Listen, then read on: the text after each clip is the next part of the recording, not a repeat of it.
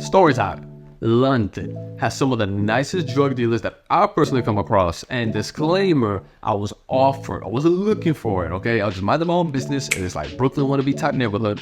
I remember I was like walking down the street, and they were like standing behind this car having a normal conversation, what it looked like to me.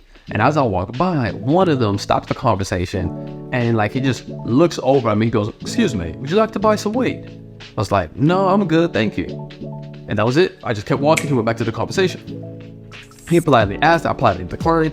Wasn't pushy, but at the same time, I was thinking, how are you pushing weed? Like, you got other extra sources? Is this extra? Like, are you moving wholesale and this is just retail on the weekend? Because I hope this is not a full-time gig, because it don't look like you selling much. This is it. You know, I appreciate the politeness, but at the same time, you gotta offer some special this. Tell me about your Bubba Kush special. You know what I'm saying? Your White Widow, something. Like, you can't just, I don't know, be too casual about it. Like, no, this shit right here. This shit right here, nigga. This shit right here, nigga. Right here. This shit, nigga. Then I was just like, okay, cool.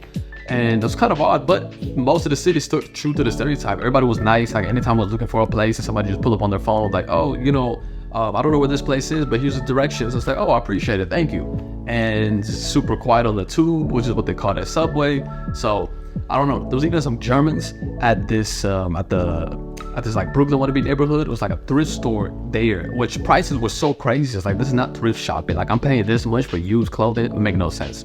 And anyway, they were kind of bragging to the cashier that they like live in Brooklyn. This place is kind of like Brooklyn. I was just like, so you traveled across the whole Atlantic Ocean to just shop around and do shit that you was doing back home anyway? Whatever.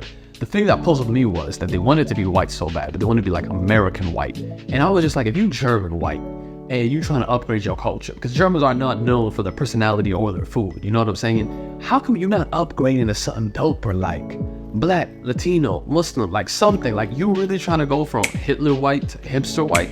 That don't make no sense to me. You know what I'm saying? But it is what it is. Anyway, quick story time on London. If you are in the UK, I highly recommend a place like Scotland. Leave a like and comment below if you want to hear some story times on Scotland. That's a cool place to check out.